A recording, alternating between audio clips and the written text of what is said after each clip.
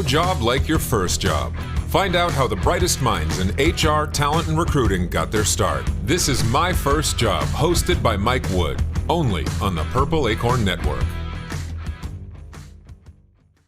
Hey everybody, welcome to a special in-person edition of My First Job.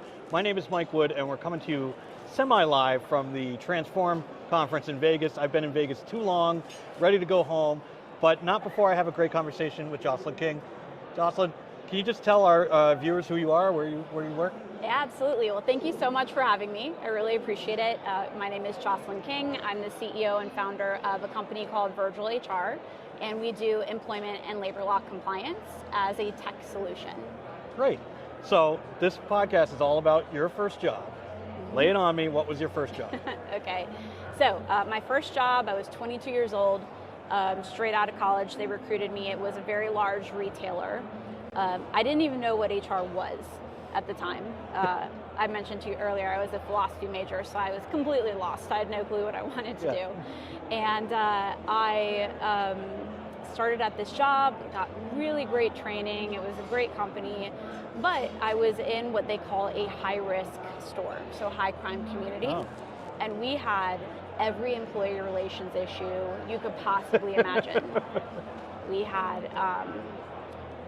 one employee who tried killing himself, and after I called the police, he came into the office at night the next day and locked me in my office and threatened to kill me.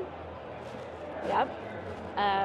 There, stabbings, people fired for stabbings that were contesting unemployment. I mean, just crazy Wow. stuff.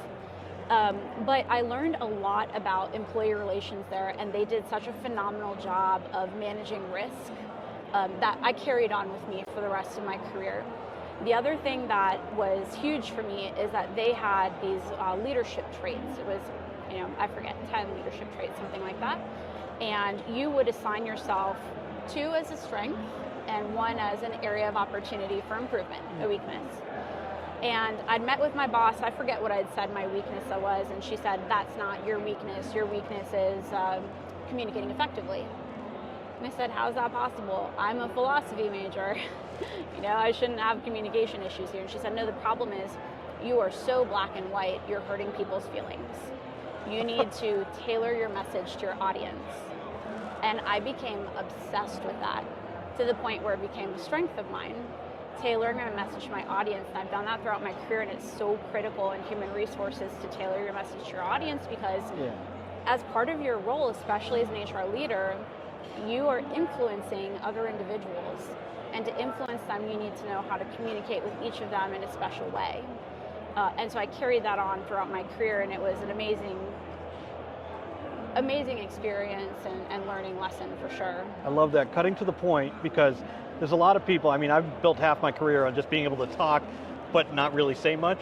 But so there's a lot of people out there that could just talk and talk and talk, but they're not getting to the point. But I feel like everybody's attention span has gone way downhill. And so you don't have time to sit around, you'll just zone out. So like you look around Transform or any of these conferences, all these companies, they're all saying the same thing.